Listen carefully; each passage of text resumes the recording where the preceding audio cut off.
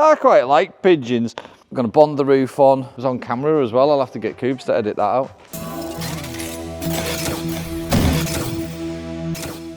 Welcome back to the channel. Got an aeroplane landing behind us there. It's absolutely blazing there. I don't think you see it. Maybe not. Crikey. Whoa, that was a dodgy landing. That didn't sound good at all. Did you hear that? That was scraping when it was landing. Yeah, that didn't sound too good at all. I think one of his wheels has fell off. At least it wasn't one of his wings there. There's a gyrocopter as well. It's a lovely day today. Clear skies. Kind of up there somewhere.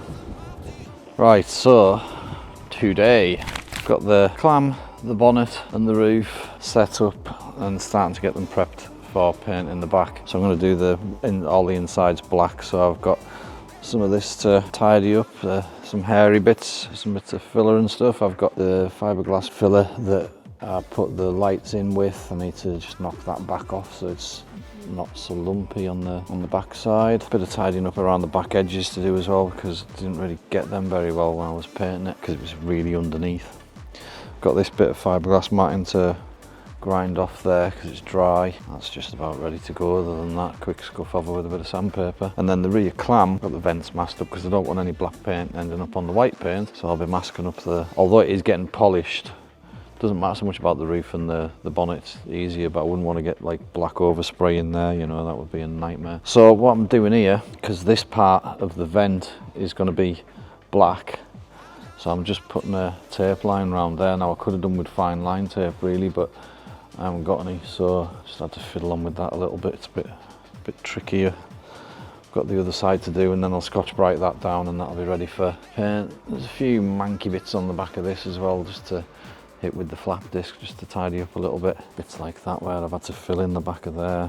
This is why these parts are a little bit heavier than because they've got filler in on both sides in places. On a whole, it won't be much of a difference. So anyway, I've got this one to do and then mask off the rest of it. So I'm going to put this line on. I want it to be right on the crest of in fact slightly round towards the inside. When you're taping around corners like this, you've got no choice but to just do it in multiple sections if you haven't got a flexible tape.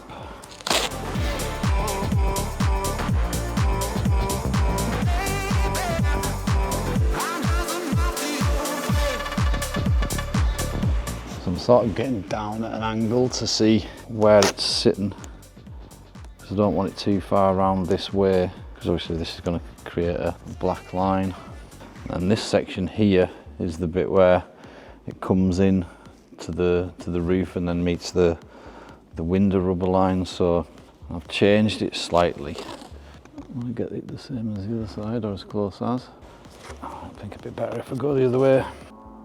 Nice to be getting to this stage though, and doing bits like this. Feels like finishing touches. Not quite finishing touches, but this bottom section here, I'm going to black that. And I think because it sits on top of the sill, or the side skirt rather, I think I might put some like glue some felt onto it or something, just so it, you know, if it gets any like road dirt, like grit, gravel in between it, it might just stop it scratching the side skirt up too much.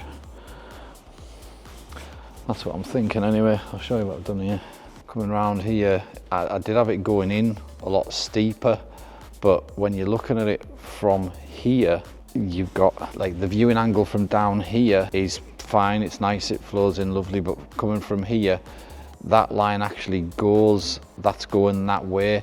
So I've just continued it, bringing it in a little bit and then bent it back out again. So it's just a slightly more flowing line than I thought it was gonna be, but there's nothing wrong with that.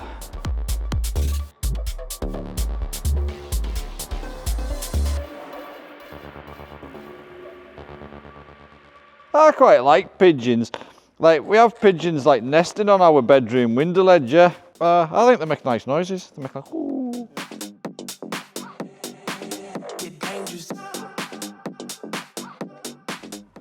What a dumbass. I can mask this the wrong bloody way. I've masked the wrong side of the line. It's on camera as well. I'll have to get Coops to edit that out. Coops, leave that bit in. Right,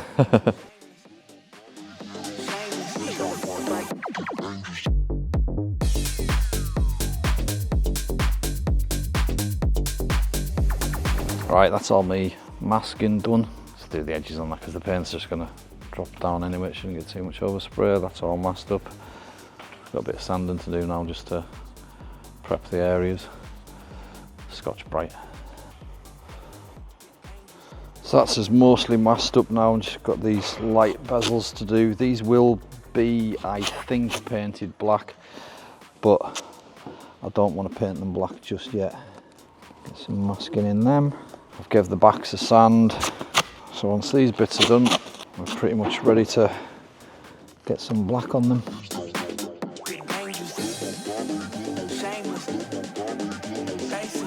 So the paint that I'm using is like a 2K black, but they put this like another liquid in it, that like a matting agent that makes it go matte, because this is a satin black. So the mix ratio on it's 5:1, so 5 parts paint, 1 part hardener, and then you can put a splash of thinners in it. So that's what we've got here. Same as the resin, you've got to make sure you give it a good mix. This is a filter, this just filters out any lumps or anything that are in the paint.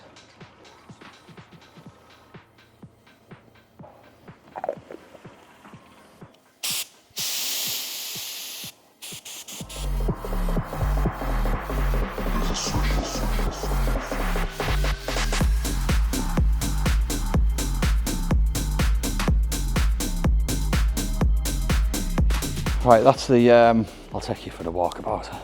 Never going to be smooth or anything, because obviously it's just on the inside of the fiberglass, but just getting it black takes your eye off it. Like when you say look through the rear vents, when you look through these vents, I don't want you to look in and see white, you know. Another job done. Wait for paint to dry now. Yes, you can. I don't know where it is.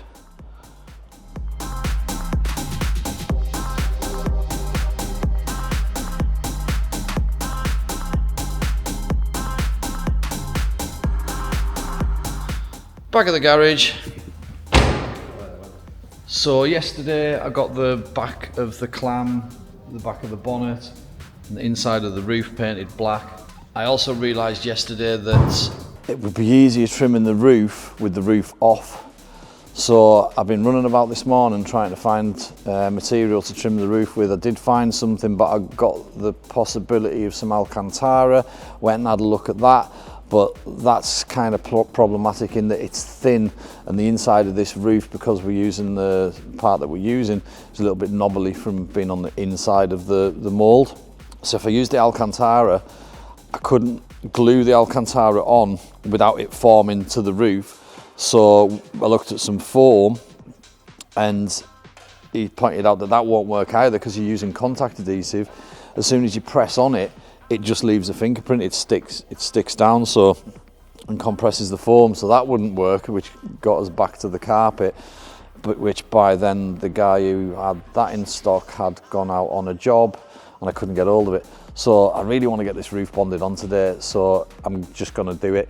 It means that I've got to trim it from inside while it's in position, which would be a bit of a neck breaker sort of thing, but it's still totally possible to do, so it would have just been easier if it was the other way around. I'm going to bond the roof on, going to do my bead of sealer around the side skirts, and then I'll do all the beads around the edge of the roof as well. So that's what we're doing now. We're just getting the bolts and the screws sorted for the roof, and then we'll take it off, flip it over, get some bonder on there, and get the roof on.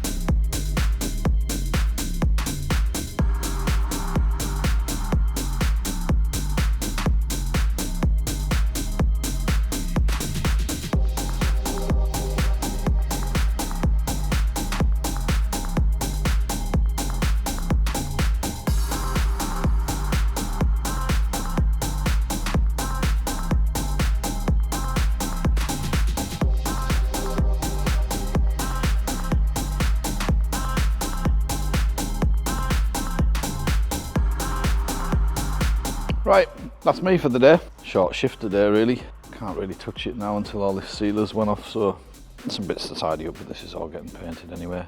And I'm gonna go over some of it again because I've got like a thin coat to put over the rubbers as well. So the side skirts are done as well. It's them sealed right the way along.